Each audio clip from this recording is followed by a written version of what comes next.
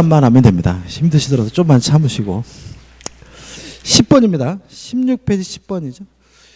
위험부담에 대한 내용 중 맞는 것은 1번 임대차 목적물의 일부가 임대인의 책임 없는 사유로 인하여 멸실했어요. 그러면 임차인은 차임 감액을 청구할 수가 있고요. 차임 감액 청구를 해야 비로소 차임이 뭐가 되냐면 감액이 되거든요. 다시 말하면 일부가 멸실됐다는 이유로 자동으로 뭐 되는 건 아니냐면 감액되는 것은 아니기 때문에 그 멸실된 부분의 비율에 따른 차임은 당연히 감축된다는 지문은 X가 됩니다. 은근히 잘 되는 지문이고요. 2번 쌍무계약에 있어서 양 당사자의 귀책 사유로 이행불능이 됐어요. 그러면 채무자에게 귀책 사유가 있다는 얘기고, 채무자에게 귀책 사유가 있으면 위험부담 문제가 아니라 채무불이행, 이행불능 문제로 가기 때문에 위험부담의 문제가 발생한다. X가 되는 거죠. 3번 채권자의 수령지체 중에 당사자 쌍방의 책임 없는 사유로 이행할 수 없게 됐다면 채권자가 그 위험을 부담하기 때문에 채무자는 채권자 상대방 이행을 청구할 수 없다가 아니라 있다기 때문에 3번도 X가 되죠. 4번 위험부담은 쌍무계약이 있어서 한 채무가 원시적 후발적 불능하게 된 경우를 규율하기 위한 제도이다. X죠. 위험부담은 후발적 불능만을 규율하기 위한 제도입니다. 5번 부동산에 있어서 대금의 위험의 이전 시기는 원칙적으로 등기한 때이지만 등기에 앞서서 인도가 행해진 때에는 부동산 인도시의 위험이 이전한다. 맞는 지문입니다. 그래서 원칙적으로 인도가 이루어지게 되면 채권자의 매수인이 위험을 부담하기 때문에 5번이 맞는 지문이죠. 11번이죠. 사례 문제죠. 갑소유 건물을 을에게 1억 원에 파는 매매계약을 체결한 후 이행기 도래 전에 낙내로 동건물이 소실되어 버린 경우의 설명으로 맞는 거죠. 자, 그러면 후발적 불능이고 낙내니까 채권자, 채무자 모두에게 고의가실 귀책 사유가 없죠. 그러면 위험을 누가 부담해야 되냐면 채무자가 부담해야 되고요.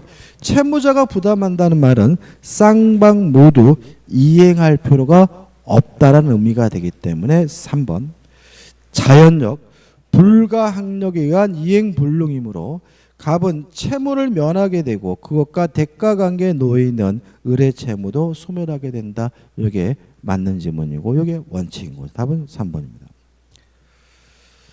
12번 제3자를 위한 계약에 대한 다음 설명 중 옳지 않은 거죠. 자, 우리가 이제 제3자를 위한 계약을 하면 보통 이런 사례를 들죠. 병이 갑에게 1억을 빌려줘서 1억을 받을 채권이 있는데 갑이 돈을 갚기 위해서 을과 만나서 매매 계약을 하고 요 매매 대금 중 1억 원을 병에게 직접 지급하기로 하면 이게 뭐죠? 제3자를 위한 계약이다.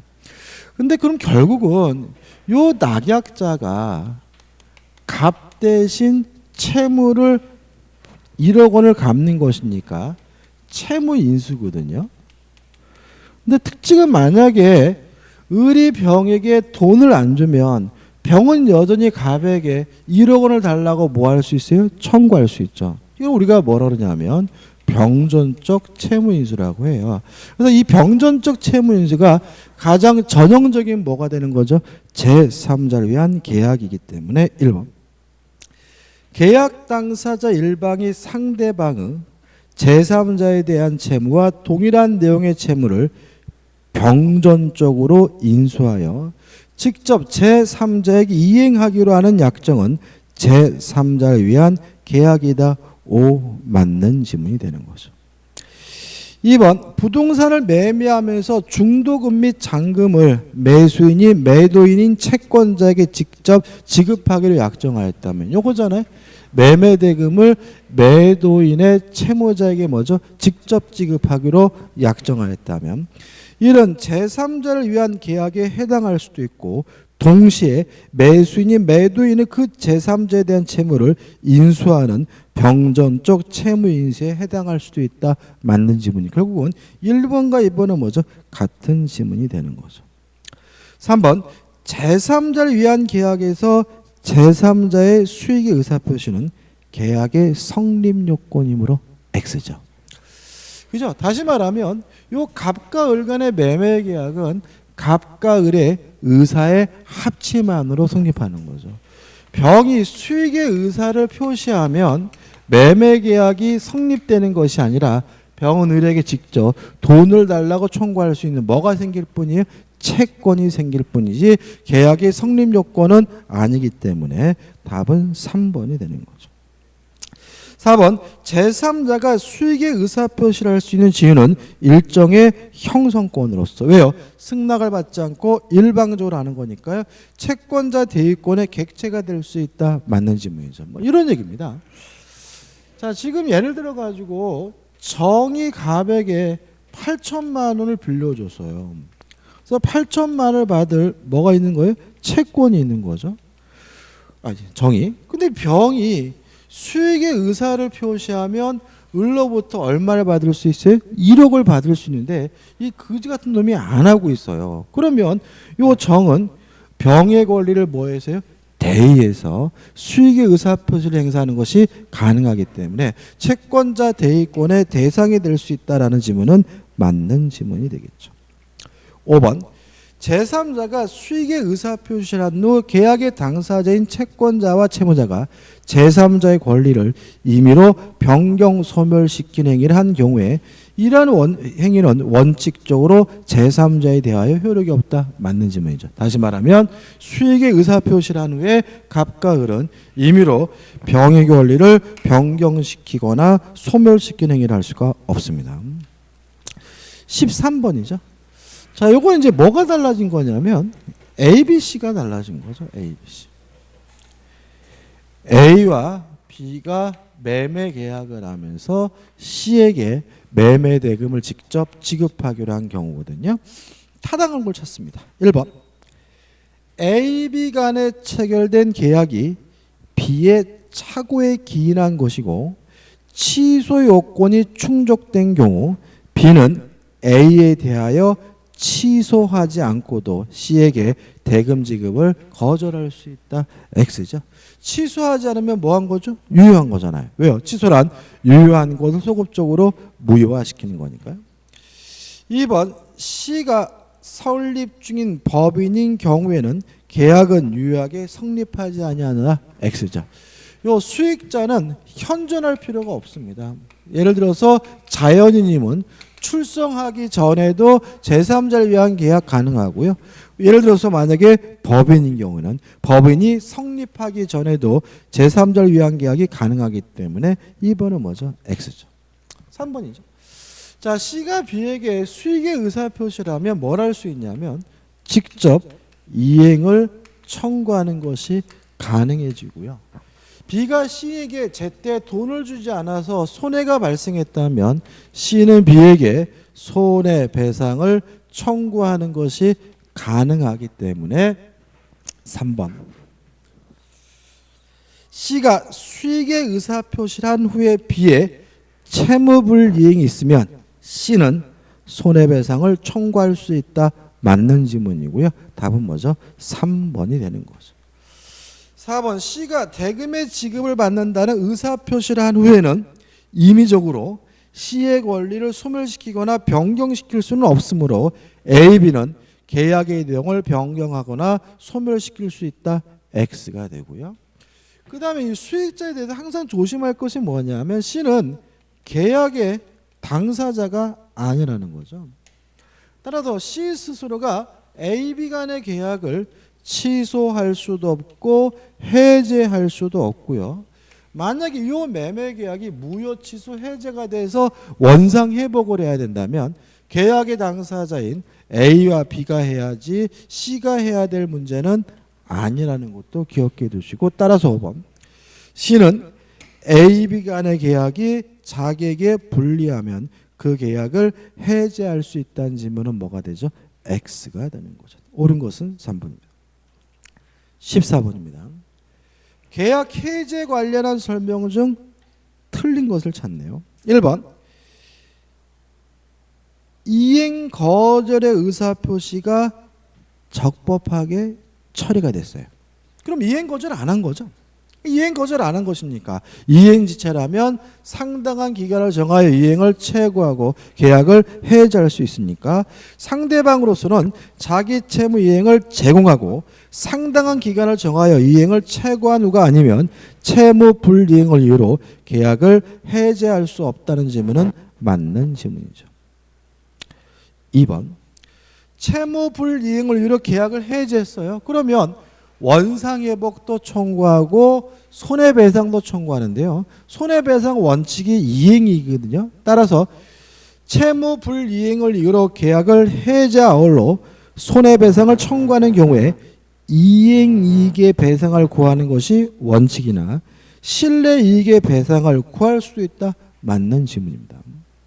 3번 부동산 매매 계약 시 매수인이 잔대금을 지급기일에 지급하지 못하면 그 계약은 자동 해제된다는 취지의 약정이 있어요. 자, 그러면 이행하지 않는다는 조건이 성취가 되면 계약이 해제가 되는데 해제된다는 말은 자동으로 해제가 돼요. 따라서 별도로 특별히 해제한다고 또다시 의사표시할 필요는 없어요.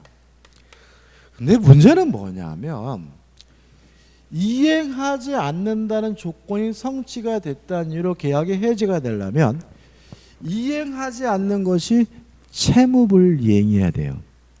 특히 부동산의 경우에 잔금은 이전 등기를 하는 것과 잔금을 지급하는 것은 뭐예요? 동시 이행 관계이기 때문에 잔금을 지급하지 않는다는 이유로 자동으로 해제가 되려면 이행 또는 이행의 제공이 필요함을 주의하시기 바랍니다.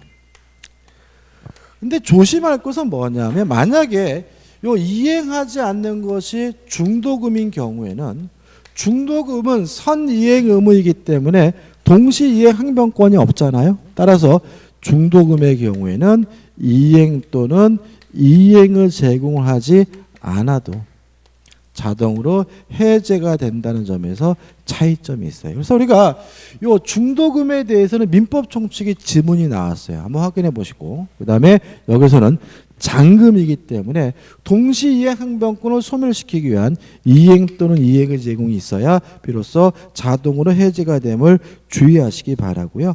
따라서 매도인의 계약의 자동 해제를 위하여 잔대금 지급 기일에 자기 채무 이행을 제공할 필요는 없다라는 질문은 X가 되고요. 답은 3번이 되는 거죠.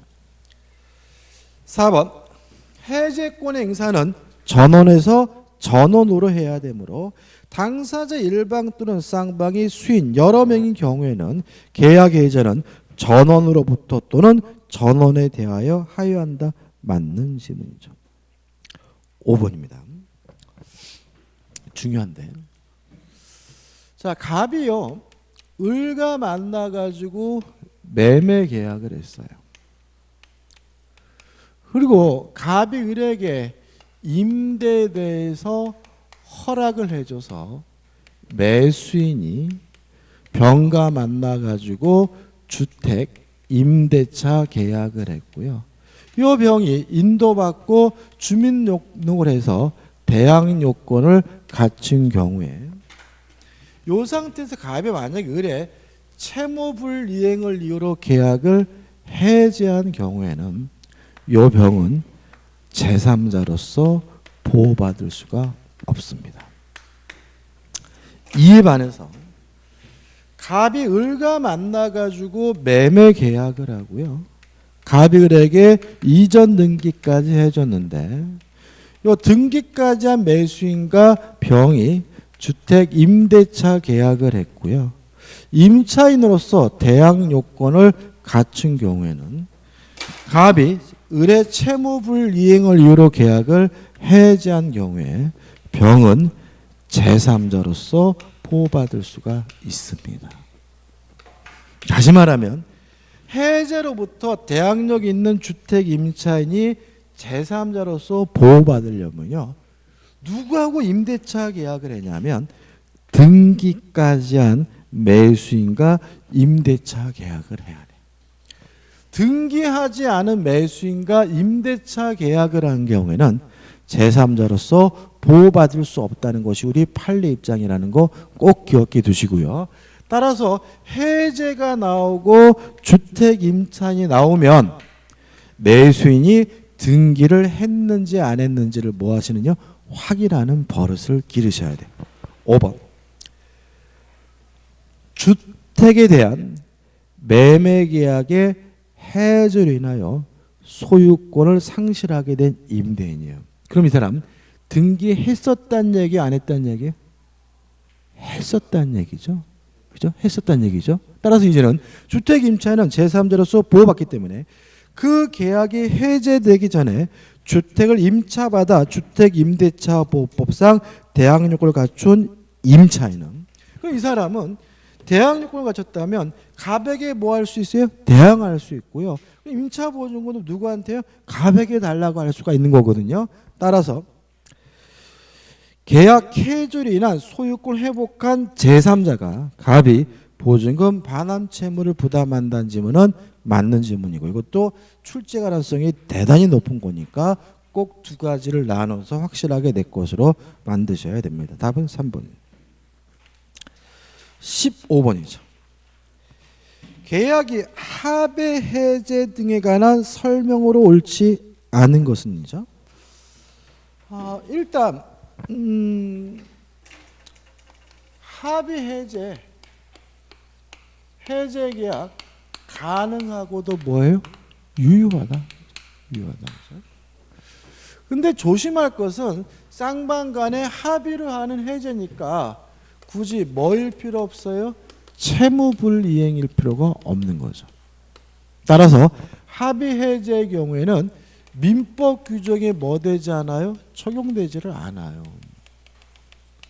그래서 원상 회복해야 될 것이 금전인 경우에 굳이 뭘 붙이질 않아요? 이자를 붙이진 않아요. 근데 민법 규정 중에서 적용되는 건 뭐냐면 제3자 보호 규정은 적용이 된다죠. 그래서 합의 해제의 경우에는 원칙적으로 민법 규정이 적용되지 않지만 제3자 보호 규정은 합의 해제의 경우에도 뭐가 돼요? 적용이 된다. 이게 전문거거든요. 자, 옳지 않는 걸 찾습니다. 1번. 계약이 합의 해제된 경우 특별한 사정이 없는 한 채무 불이행으로 인한 손해배상 청구는 할 수 없다. 오죠. 왜요? 채무 불이행이 아니니까. 2번. 매도인이 매수인에게 매매 계약의 합의 해제를 청약하였더라도 매수인이 그 청약에 대해 조건을 붙여 승낙했어요. 조건을 붙인 승낙은 새로운 청약이잖아요. 계약이 성립되지 않잖아요. 매도인의 청약은 실효된다. 맞는 질문이죠. 3번. 계약이 일부 이행된 경우 그 원상 회복에 관하여 의사가 일치되지 않았어요. 그러면 합의가 안 된 거예요. 합의가 안 된 거니까 계약이 뭐 되지 않아요? 성립되지 않으므로 계약이 묵시적 합의 해제가 인정될 수 있다. X고요. 답은 뭐죠? 3번이 되는 거죠. 4번. 매매 계약을 합의 해제한 후 그 합의 해제를 무효화시키고 해제된 매매 계약을 부활시키는 약정은 적어도 당사자 사이에는 물론 뭐죠? 가능하고요. 5번. 당사자 사이 약정이 없는 이상 합의 해지로 인하여 반환을 금전에는 그 받은 날로부터 이자를 붙여서 반환할 의무는 없죠. 자, 지문은 없지만 다만 무엇은요? 제3자 보호 규정만은 합의 해제에도 적용된다는 거 꼭 기억해 두시기 바랍니다. 16번입니다. 매매에 관한 다음 설명 중 틀린 것은 1번. 매매 계약은 낙선 계약입니다. 따라서 재산권을 이전하기로 약정하고 대금을 지급하기로 약정만 하면 성립되거든요. 따라서 1번. 특정한 재산권 이전과 대금의 지급은 매매계약의 실행 내지 이행에 지나지 않으며 그 성립 요건 아니다. 맞죠? 다시 말하면 실제로 재산권을 이전해야 성립하는 것도 아니고요. 대금을 지급해야 성립하는 것도 아니죠. 재산권 이전하기로 약정만 하면 성립되는 거예요. 2번 매매계약의 비용 민법에요. 절반씩 부담한다고 규정되어 있어요. 2번 채무 이행 시기는 동일한 기한이 있는 것으로 추정한다라고 규정을 두고 있어요. 이행 장소는 원칙적으로 매도인의 주소지 인도와 동시에 대금을 지급하는 경우에는 인도 장소예요. 다시 말하면 이거는 합의할 필요 없어요. 합의 안 하면 뭐죠? 민법 규정에 적용되는 것이기 때문에 합의가 없으면 매매 성립에 영향이 있다. X가 되고요. 답은 2번이 되는 거죠. 3번 타인 소유물의 매매계약도 유효하고요. 4번 매매계약은 낙성, 불려식, 쌍무, 유상계약이고요. 5번 반드시 재산권의 대가로서 뭘 지급하기로 해야 돼요? 금전. 만약에 매매 대금, 금전이 아니라 또 다른 재산권을 이전하기로 하면 그것은 매매가 아니라 뭐가 되는 거죠? 교환이 되는 거죠. 따라서 틀린 것은 몇 번이죠? 2번이 됩니다. 17번입니다. 매매 예약에 관한 설명 중 옳지 않은 거죠. 자, 예약을 하면 우리 민법은 일방 예약으로 추정을 합니다. 자, 일방 예약이 뭐냐 하면 예약 완결권이 한쪽 당사자 일방에만 귀속되어 있는 경우 우리가 일방 예약이라고 하고요. 예약 완결권은 승낙을 받지 않고 일방적으로 하는 뭐죠? 형성권인 거죠. 일단 형성권이기 때문에 얘는 소멸시효에 걸리진 않고요. 뭐에 걸리냐면 제척기간에 걸리죠. 몇 년입니까? 10년. 따라서 10년 동안 행사하지 않고 방치하면 예약완결권을 소멸하게 되고요. 또 예약완결권도 일종의 재산권이기 때문에 양도하는 것도 가능하고요. 예약의무자는 예약완결권 행사 여부에 대해서 최고할 수 있고요. 최고 기간 내에 예약완결권을 행사하지 않으면 예약의 효과가 소멸하게 된다는 것도 기억해 두시고요. 그 다음에 만약에 예약 완결권이 부동산에 대한 권리라면 가등기라는 것이 가능하다까지 기억해 두시면 되겠죠. 따라서 1번 매매 일방 예약은 당사자 일방이 매매를 완결할 의사를 표시한 때 매매 효력이 생기는 것이므로 왜 그런가요? 매매 계약은 승낙을 받지 않고 일방적으로는 뭐예요? 형성권이기 때문에 그런 거죠. 따라서 적어도 예약이 성립하려면 그 예약의 터자가 맺어질 본계약이 요소가 되는 매매 목적물, 이전 방법, 매매 가액 및 지급 방법 등의 내용이 확정되어 있거나 확정될 수 있어야 한다는 지문은 물론 맞는 지문이죠. 2번입니다. 이거는 소멸시효가 아니라 제척기간이기 때문에 인도받았다고 해서 기간이 늘어나진 않아요. 자, 우리가 매수인의 등기청구권은 채권적 청구권이고 소멸시효 걸리니까 인도를 받으면 소멸시효가 뭐 되지 않았어요? 진행되지 않았죠? 근데 제척기간은 그런 거 없어요. 그냥 법에서 정한 기간이 있으면 당연히 뭐죠? 지나면 끝나는 거기 때문에 2번 부동산에 관한 매매 예약이 체결된 경우 예약 권리자가 목적 부동산을 인도받은 경우에도 점유하고 있는 경우에도 예약 완결권은 제척 기간의 경과로 소멸한다는 지문은 맞는 지문이 되겠죠. 3번 매매 예약 완결권의 행사 기간을 정하지 아니한 때 예약 의무자는 예약 완결권자에게 상당한 기간을 정하여 행사 여부 확답을 최고할 수 있고 확답을 받지 못하면 예약의 효력은 상실한다는 지문도 물론 뭐죠? 맞는 지문이죠. 4번입니다. 복수 채권자의 채권을 담보하기 위하여 그 복수 채권자 전원을 공동 매수인으로 하여 채무자 소유의 부동산에 관한 매매 계약을 체결하고 이에 따른 가등기를 격려한 경우 그 복수 채권자 1위는 단독으로 매매 예약 완결권을 소송상 행사할 수 있다. X고요. 이거는 결론만 전원이 함께 해야 된다라고 결론만 기억해 두시면 됩니다. 다시 말하면 예약 완결권 행사는 당사자가 여러 명인 경우에는 한 사람이 하지 못하고 뭐죠? 전원이 한다. 이렇게만 기억하면 되겠죠. 5번 제척기간은 아까 말씀드린 것처럼 법원이 직권으로 조사하는 거잖아요. 따라서 매매 예약 완결권의 제척기간이 도가해였는지 여부는 소위 직권조사사항으로서 이에 대한 당사자의 주장이 없더라도 법원이 당연히 직권으로 조사하여 재판에 고려해야 한다. 맞는 질문입니다. 답은 뭐죠? 4번입니다.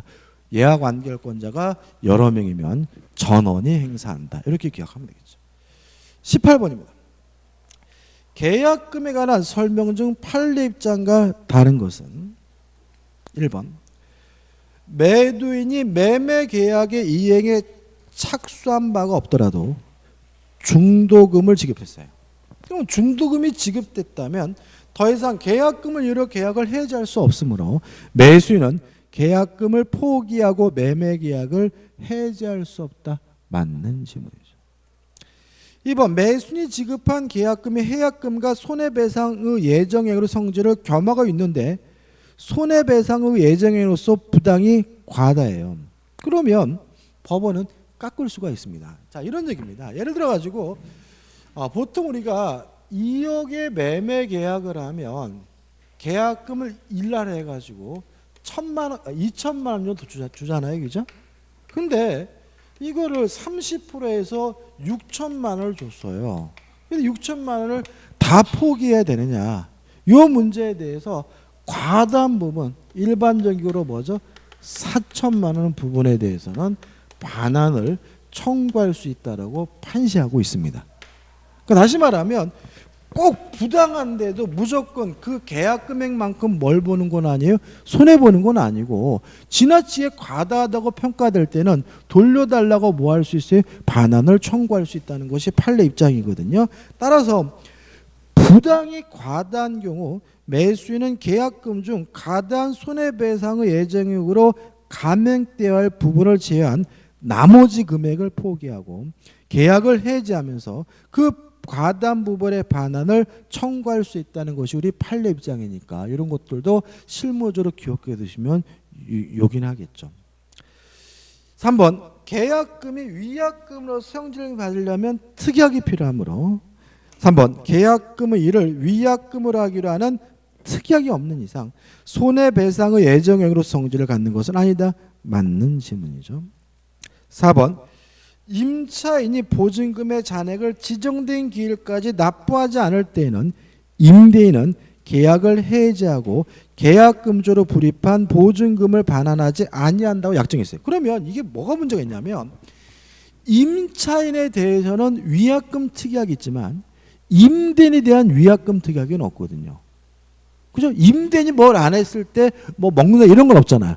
이것이 유효하냐에 대해서 우리 판례는 유효하다는 게 판례 입장입니다. 따라서 임대인이 계약을 위반한 경우에 관하여는 아무런 합의가 없다면 임대인의 채무불이행이 있는 경우 임차인은 그로 인한 손해를 구체적으로 입증하여 배상받을 수 있을 뿐이다. 맞는 질문. 이유는 이 특약이 가능하고도 유효하다는 것이 우리 판례 입장입니다. 답은 5번이에요. 자, 받은 사람은 계약금의 배액을 상환해야 되거든요. 근데 실제로 줘야 돼요. 근데 주로 갔는데 안 받을 때 공탁까지 해야 되느냐? 이 문제에 대해서 우리 판례는 공탁할 필요까지는 없다는 것이 우리 판례 입장이에요. 결론만 기억하면 되겠죠. 5번 계약금을 받은 매도인이 그 배액을 상환하고 계약을 해지하려면 계약 해지의 의사표시 외에 계약금 배액을 이행 제공하여까지 맞는데 상대방이 수령하지 않으면 공탁하여야 한다. X가 되고 답은 뭐죠? 5번이 되는 거죠. 19번입니다. 매매 효력에 대한 설명이다. 틀린 것은 1번 매수인이 계약 당시에 목적물에 하자가 있음을 알고 있었어요. 자, 우리가 담보 책임에서 물건의 하자에 대해서는 매수인이 뭐 해야 되죠? 선이고 무과실해야 되잖아요. 그래서 만약에 매수인이 악이면 담보 책임을 물을 수가 없습니까? 매수인이 목적물에 하자가 있음을 알고 있었을 경우에는 매도인이 하자 담보 책임을 부담하지 않는다는 지문은 맞는 지문이고, 이유는 목적물 물건의 하자에 대해서 담보 책임을 부담하는 경우는 매수인이 뭐 해야 돼요? 선이고 무과실해야 되죠. 2번 매매는 쌍무계약인 바 매도인은 재산권을 이전하여야 하고 매수인은 대금을 지급해야 한다. 맞는 질문이죠. 3번입니다. 참 이 매매에 대해서 이 부분이 참 시험에 잘 나온단 말이죠. 매매 계약 후 인도하기 전이면 매도인에게 과실수취권이 있고,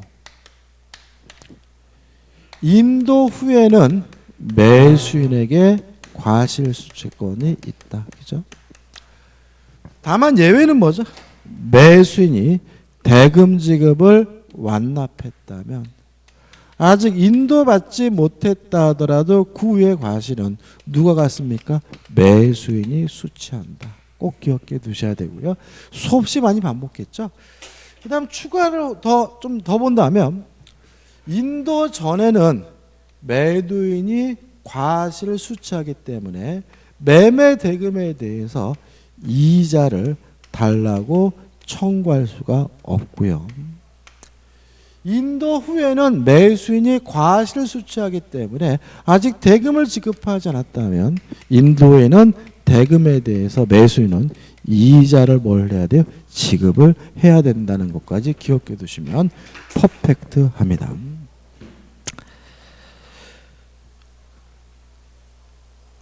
3번 매매계약이 성립한과 동시에 목적물로부터 생긴 과실은 매수인에 속하므로 매도인이 목적물을 인도할 때 이를 함께 이전해야 한다. X죠. 인도 전의 과실은 누구 거죠? 매도인 겁니다.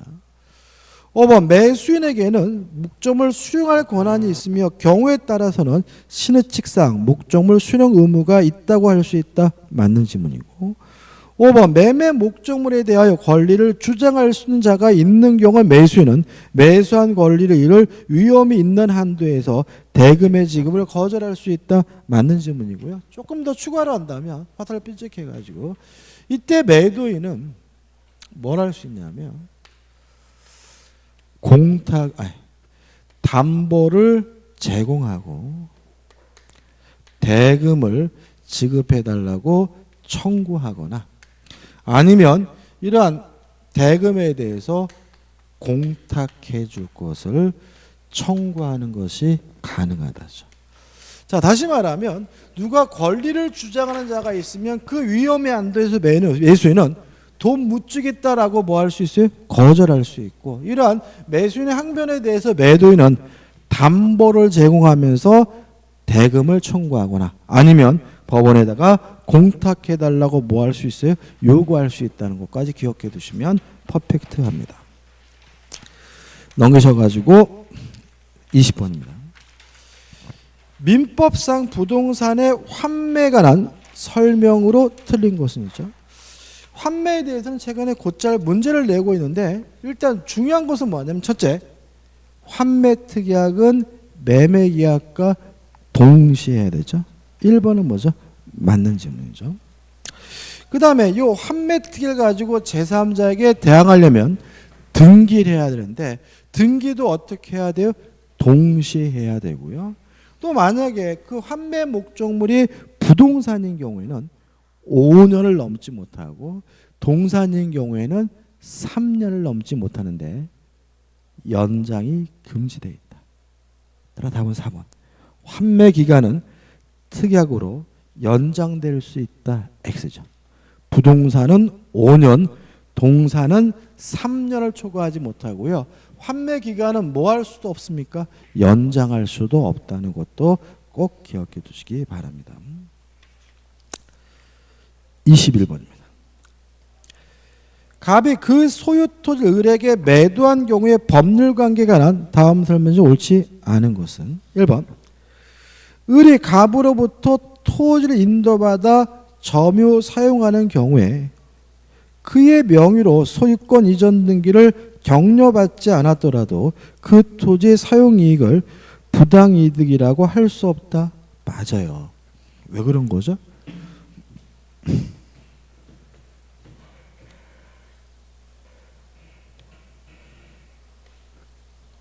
인도 후에는 누구에게?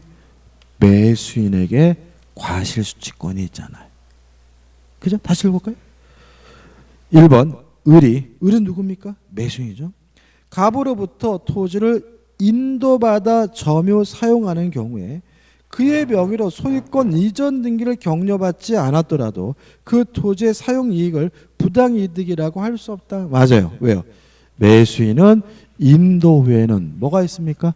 과실수취권이 있으니까요. 2번 갑은 매매의 목적물인 토지를 을에게 인도하지 아니한 을의 대금 지급 의무의 이행지체를 이유로 매매 대금의 이자 상당액을 손해배상으로 청구할 수 없다. 맞아요. 자, 인도하기 전이라면 매도인에게 뭐가 있어요? 과실수취권이 있고요. 따라서 대금에 대해서 이자를 뭐 할 수 없어요? 청구할 수가 없으니까 2번도 뭐죠? 맞는 질문이죠. 3번 을이 토지에 대한 소유권 이전 등기를 격려받은 경우에는 매매대금을 완납하지 않았어요. 잘 생각해 보자고요. 매수인 을이 과실수취하려면 인도를 받든지 대금 지급을 완납해야 되잖아요. 근데 지금은 지문에서 인도 받기 전이고 대금 지급도 뭐죠? 완납하지 않았다고 돼 있죠. 예? 이전 등기만 받았죠. 등기는 뭐죠? 고려하지 않아요. 뭘 받아야 돼? 인도. 따라서 이전 등기를 받았다면 아직 인도받지도 못했고 대금 지급을 완납하지 못했다면 뭐가 없는 거예요? 과실수취권이 없는 거예요. 따라서 매매대금을 완납하지 않았더라도 토지로부터 발생한 과실은 을에게 기속한다. X가 되고요. 답은 3번인 거죠. 그래서 항상 이런 것들은 요 인도라고 적혀 있는데 불구하고 자꾸 뭐로 오해하는 거예요? 이전 등기로 오해해서 틀리는 거죠. 그죠? 그것만 주의하시면 돼요. 답은 뭐죠? 3번. 4번 특별한 사정이 없는 한 토지 인도 전이라도 을이 매매대금을 완납했어요. 그러면 그 외에 토지로부터 생긴 과실은 누구예요? 을, 매수인에게 인정이 되고요. 5번 매매계약이 취소가 됐어요. 취소된 경우 선의 을에게 과실수취권이 인정되는 이상 선의 갑은 매매대금의 운영이익 내지 법정이자를 반환하지 않아도 된다는 지문은 맞는 지문인데 중요한 건 아닙니다. 답은 뭐죠? 3번이죠.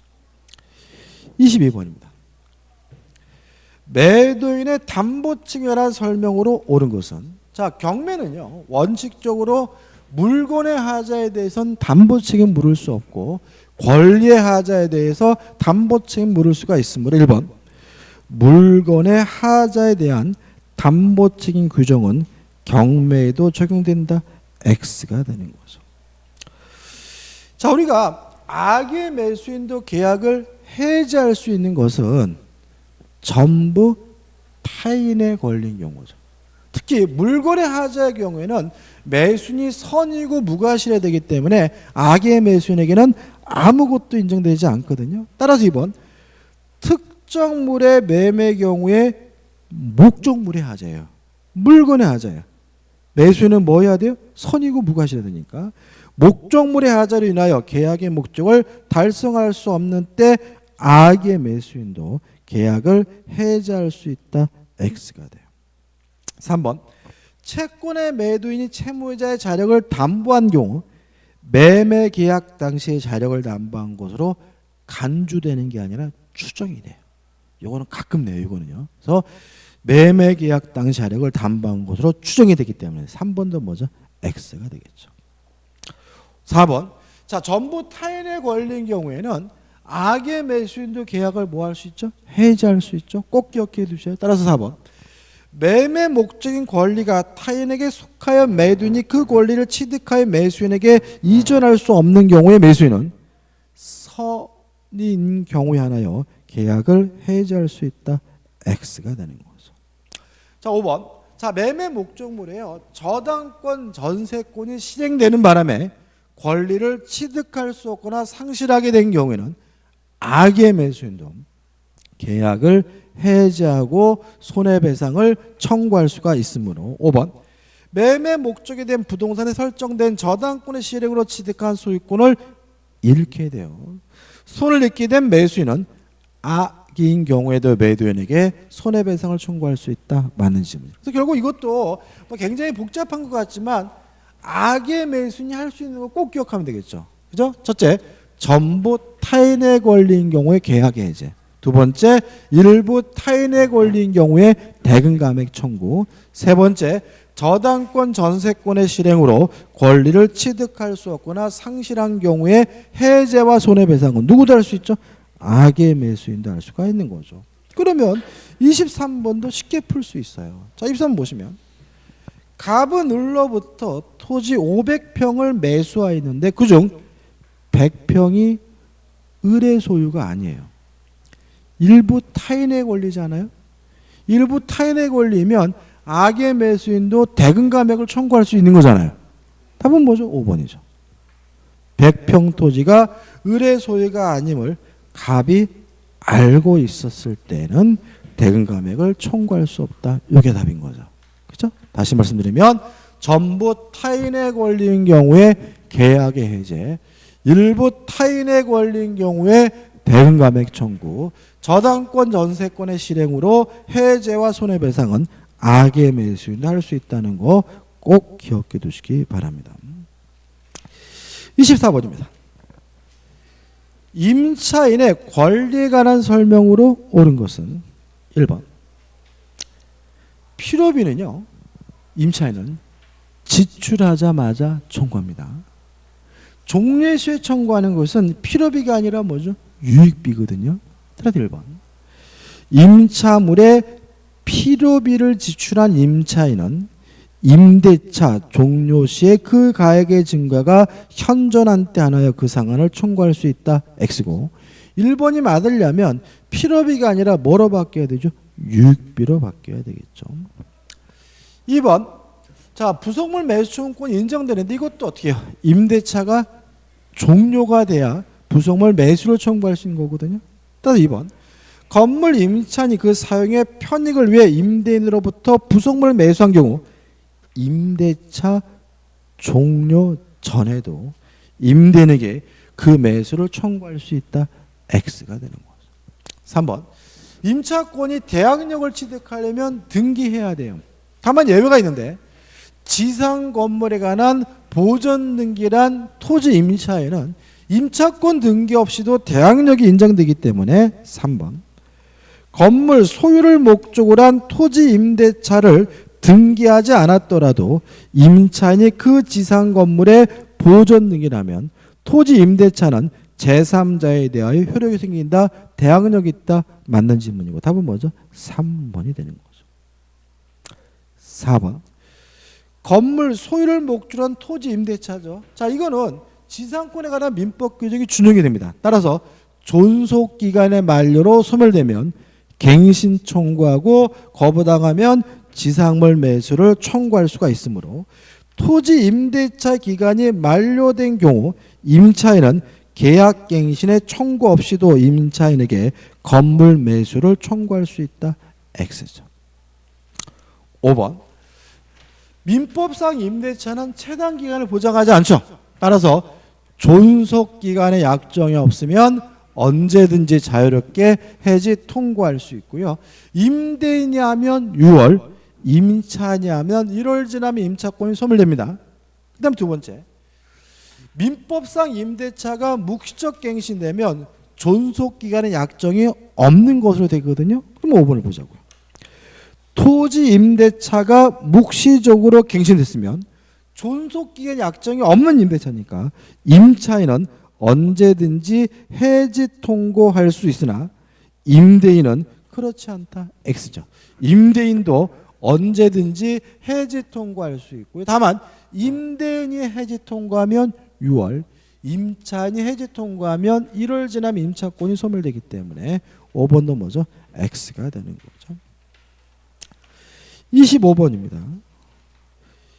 임차인의 부속물 매수 청구권에 관한 설명 중 옳지 않은 것은 1번 토지 임차인의 지상물 매수 청구권은 임대차 기간이 만료한 경우에 인정되나 건물 임차인의 부속물 매수 청구권은 임대차 종료 시에 인정된다. 맞는 질문인데 같은 의미죠. 큰 의미는 없어요. 2번 임차인이 부속한 물건이 임대 목적물의 구성부분이 됐어요. 부합된 거죠. 부합됐으면 뭐로 갑니까? 유익비 상환 청구권으로 가니까 구성부분으로 되면 유익비 상환 청구권에 문제가 되나 부속물이 독립한 물건이 됐어요. 부합되지 않았죠? 이때는 뭘 청구합니까? 부속물 매수를 청구할 수 있으니까 부속물이 독립한 물건이 되어 그 소유권이 임차인에게 기속된 경우에는 부속물 매수 청구권이 문제된다. 맞는 질문이죠. 2번 채무 불이행을 이유로 해지됐으면 부속물 매수 청구할 수가 없고요. 4번입니다. 건물 임차인이 자신의 비용을 들여 증축한 부분을 임대인 소유로 기속시키기로 약정을 했어요. 만약에 부합이 돼서 유익비 상환 청구권 문제라면 유익비는 청구할 수 없어요. 왜요? 유익비 관한 민법 규정은 이미 규정이니까요. 근데 만약에 부합이 안 됐다는 이유로 부속물 매수를 청구권이 인정되는 경우에는 특이하게도 불구하고 청구할 수 있어요. 왜요? 부속물 매수 청구권은 임의 규정이 아니라 뭐죠? 강행 규정이니까요. 따라서 특별한 사정이 없는 한 임차인에게 부속물 매수 청구권은 인정됩니다. 왜요? 부속물 매수 청구에 관한 민법 규정은 강행 규정이니까 특약으로 뭐 할 수 없죠? 배제할 수 없죠. 유익비 상환 청구권 인정되지 않습니다. 왜요? 유익비 상환 청구권에 관한 민법 규정은 임의 규정이기 때문에 특약으로서 뭐 할 수 있죠? 배제할 수 있죠. 그래서 실제로 우리가 임대차는 약자 보호 규정이기 때문에 대부분의 규정이 강행 규정이에요. 뭐만 빼고요? 필요비 유익비에 관한 비용 상환 청구권만 빼고요. 그래서 비용 상환 청구권에 관한 민법 규정은 임의 규정이기 때문에 특약으로 뭐 할 수 있죠? 배제할 수 있다는 건 꼭 기억해 두셔야 되고 답은 뭐죠? 4번이 되는 거죠. 5번 부속물 매수 청구를 행사했어요. 자, 형성권이죠. 그러면 매수를 청구하는 순간 쌍방 간에 매매 계약이 성립되고요. 매매 계약은 쌍무 계약이고 쌍방의 의무는 물론 뭐죠? 동시 이행 관계일 테니까 임차인은 그 부속물에 관한 매매 대금을 지급받기까지는 동시 이행 항변권 행사하여 부속물의 인도를 거절할 수 있다는 질문은 맞는 질문이에요. 답은 뭐죠? 4번이 되는 거죠. 26번입니다. 임대차 해제에 관한 민법 규정에 대한 설명이 틀린 것은 1번 기간의 약정이 없으면 언제든지 해지 통고할 수가 있고요. 2번 임대차 기간 약정이 있는 경우에도 당사자 일방 또는 쌍방이 그 기간 내에 해지할 권리를 가진 당사자, 이게 뭐죠? 약정 해지 사유죠. 언제든지 계약 해지를 통고할 수 있다. 맞는 질문이죠. 3번 임차인의 파산 선고를 받았어요. 이때도 임대인이나 파산관전의 계약을 해지할 수 있는데 이때는 뭘 청구하지 못하냐면 손해배상은 청구하지 못해요. 따라서 이 경우 각 당사자는 상대방에 대하여 계약 해지로 인하여 생긴 손해배상을 청구할 수 있다가 아니라 없다예요. 그래서 1번, 2번, 3번은 해지 통고 사유잖아요. 그래서 이거는 임대인이 하면 6월, 임차인이 했다면 1월 지나면 임차권이 뭐가 되는 거죠? 소멸되는 사유가 총 3가지란 얘기고요.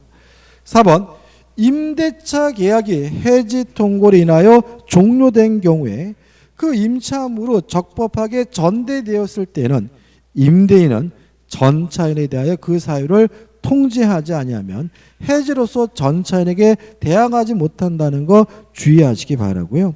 이에 반해서 이익의 차임을 지급하지 않았다는 이유로 임대차 계약을 해지한 경우는 일정한 기간이 지나지 않아도 바로 임대차 효력이 바로 소멸된다는 것도 주의하셔야 되겠죠. 답은 뭐죠? 3번입니다. 27번입니다. 갑으로부터 2000년 5월 1일에 기간의 약정 없이 건물의 소유를 목적으로 토지 임차인은 그 지상의 건물을 신축하였고 갑은 2002년 12월 1일 임대차 계약을 해지하였다. 다음 중 갑과 을 사이 법률관계에 관한 설명으로 틀린 건데 여기서 이 문제의 특이한 점은 뭐냐면 임대차 계약을 해지했는데 해지한 이유가 안 나와요. 근데 힌트는 뭐냐면 기간에 약정이 없다고 되어 있죠. 그러면 갑이 임대인이 한 해지는 일단 뭐죠? 해지 통고인 거거든요. 그럼 생각해 보자고요. 해지 통고로 임차권이 소멸된 경우에도 토지 임차인은 지상물 매수를 청구할 수가 있거든요. 따라서 1번. 을이 일방적으로 청구한 건물 매수는 갑이 이를 거절할 수 있다. 1번이죠. 을은 건물 매수청을 행사하고 대금의 지급을 청구할 수 있다. 맞는 질문이 되는 거고요. 또 이 지상물 매수청으로 형성권이니까 임대인이 뭐 하지 못해요? 거부하지 못하므로 2번. 을이 일방적으로 청구한 건물 매수는 갑이 이를 거절할 수 있다. X가 되는 거죠. 근데 만약에 이 해지가 3번 채무 불이행으로 한 임대차 해지라면 이때는 뭐 할 수 없습니까? 지상물 매수를 청구할 수가 없으니까 3번도 뭐죠? 맞는 지문이고 4번 지상물 매수 청구권에 관한 민법 규정은 강행 규정입니다. 특약으로도 뭐 할 수 없냐면 배제할 수가 없거든요. 따라서 갑과 을 사이 임대차 계약에 을이 건물을 철거한다는 합의는 무효인 거예요. 강행법규 위반으로서 무효니까 을은 여전히 지상물 매수 청구권 행사할 수가 있으므로 4번도 뭐죠? 맞는 지문이고요. 5번 해지 통고를 만약에 임대인이 했다면 유효리 경감으로 임차권이 소멸되므로 5번도 뭐죠? 맞는 지문이죠. 28번입니다. 을은 건물의 소유를 목적으로 한 갑소의 X토지를 임차한 후 갑의 동의 없이 이를 병에게 전대하였다. 이에 관한 설명으로 옳은 거죠. 1번. 자, 동의가 없었으니까 병은 전차권을 이유로 갑에게 뭐 할 수 없어요? 대항할 수가 없어요. 따라서 갑은 병에게 X토지의 반환을 청구할 수 없다. X죠. 물론 동의를 안 해줬으니 갑은 을에게 여전히 차임을 청구할 수가 있기 때문에 2번도 뭐가 돼요? X가 되고요. 3번 무단으로 전대했다는 이유로 임대차 계약을 해지하려면 해지해야 되겠죠. 따라서 해지 의사표시가 없더라도 해지 효력이 발생한다는 지문은 X죠. 4번 임대차 및 전대차 기간 만료 시의 병이 신축한 건물이 X토지에 현존하고 갑이 임대차 계약의 갱신을 거절한 경우 병은 갑에게 건물 매수를 청구할 수 없다. 맞아요. 전차인이 임대인에게 건물 매수를 청구하려면 전대차 할 때 뭘 받았어야 돼요? 동의를 받았어야 되죠. 전대차 할 때 동의를 받지 못했다면 당연히 지상물 매수를 청구할 수가 없으므로 답은 뭐죠? 4번이 되는 거죠. 5번 갑과 을 사이 임대차 계약이 존속하더라도 다시 말하면 갑이 을과의 임대차 계약을 해지하지 않는 한 갑은 X토지의 불법 점유를 이유로 병에게 차임 상당의 부당이득 반환을 청구할 수 있다. X입니다. 해지하지 않고 있다면 손해배상도 청구하지 못하고요. 부당이득 반환도 청구할 수가 없어요. 따라서 옳은 것은 4번이 되는 거죠. 여기까지고 이제 좀 쉬었다가 이제 마지막 민사특별법을 보도록 하겠습니다.